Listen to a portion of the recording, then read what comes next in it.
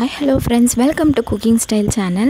இந்த வீடியோல சூப்பரான மட்டன் சுக்கா தான் எப்படி செய்யறதுன்னு பார்க்க போறோம். ரொம்ப சிம்பிளான ingredients, குயிக்காவும் ரொம்ப ஈஸியாவும் செய்யக்கூடியது. வீட்லயே இருக்கக்கூடிய ingredients வச்சு சூப்பராவும் ரொம்ப டேஸ்டாவும் நீங்க பார்த்துட்டு இருக்கீங்க. எந்த அளவுக்கு இது சாஃப்ட்டா வந்திருக்குன்னு.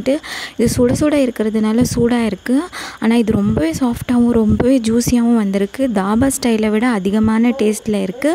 சோ இதை எப்படி செய்யறது, இதுக்கு தேவையான பொருட்கள் என்னன்னு பார்க்கலாம். வந்து 1 kg அளவுக்கு மட்டன் எடுத்துன்னு இருக்கேன், 1 inch அளவுக்கு பட்டை எடுத்துன்னு இருக்கேன், ஒரு 2 ஏலக்காய் எடுத்துன்னு இருக்கேன், ஒரு 5 கிராம்பு எடுத்துன்னு இருக்கேன், 1 டீஸ்பூன் சீரகம், 1 டேபிள்ஸ்பூன் மிளகு, 1 டீஸ்பூன் சோம்பு, 1 டேபிள்ஸ்பூன் தனியா எடுத்துன்னு இருக்கேன். அது கூடவே ஒரு 6 காஷ்மீரி மிளகாய் எடுத்துன்னு இருக்கேன், 3 பச்சை மிளகாய் எடுத்துன்னு இருக்கேன், 2 மீடியம் சைஸ் வெங்காயத்தை இது போல் சின்ன சின்னதாக நறுக்கி வச்சுருக்கேன், 2 துண்டு கருவேப்பிலை, 1 டீஸ்பூன் மஞ்சள் தூள், 1 டேபிள்ஸ்பூன் இஞ்சி பூண்டு பேஸ்ட் எடுத்துன்னு இருக்கேன். அதோட 1 டேபிள்ஸ்பூன் அளவுக்கு கெட்டியான தயிர் எடுத்துன்னு இருக்கேன்.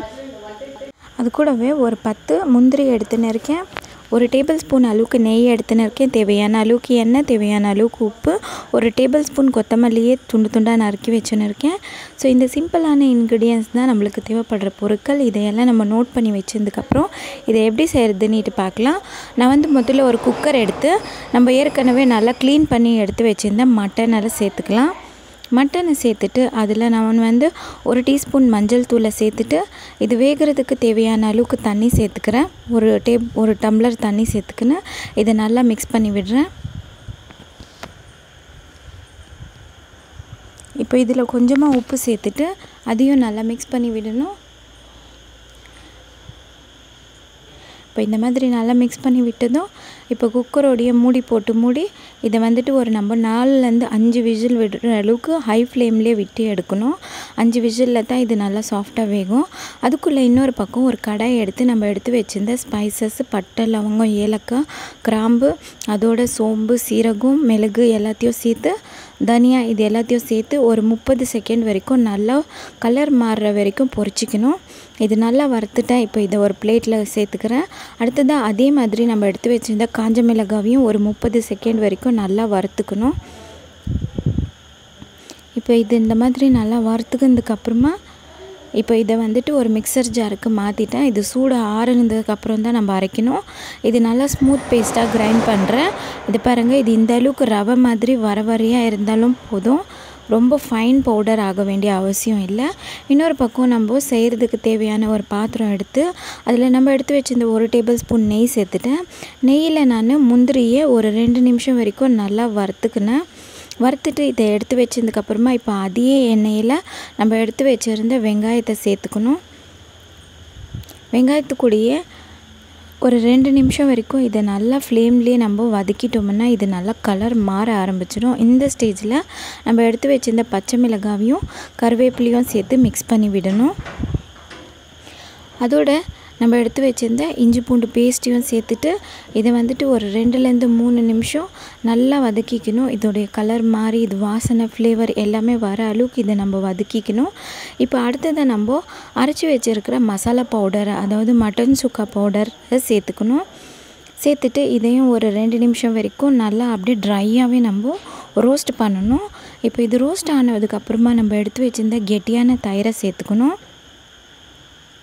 சேர்த்துட்டு இதையும் ஒரு 2லேருந்து 3 நிமிஷம் நல்லா வதக்கிக்கணும். இது நல்லா வதங்கி ரோஸ்ட் ஆகிறதுக்குள்ளே நம்ம இன்னொரு பக்கம் மட்டனை வேக வச்சுருந்தோம். இது 4லேருந்து 5 விசில் வந்துடுச்சு. அதுலேருந்து 1 கப்பு ரசத்தை மட்டும் நான் எடுத்துக்கினேன். இந்த மாதிரி மட்டன் வேக வச்ச தண்ணியே சேர்க்கறதுனால இதோடைய கிரேவி, இதோடைய டேஸ்ட்டு ரொம்ப நல்லா வரும். நான் 2 கப்பு சேர்த்துக்கினேன்.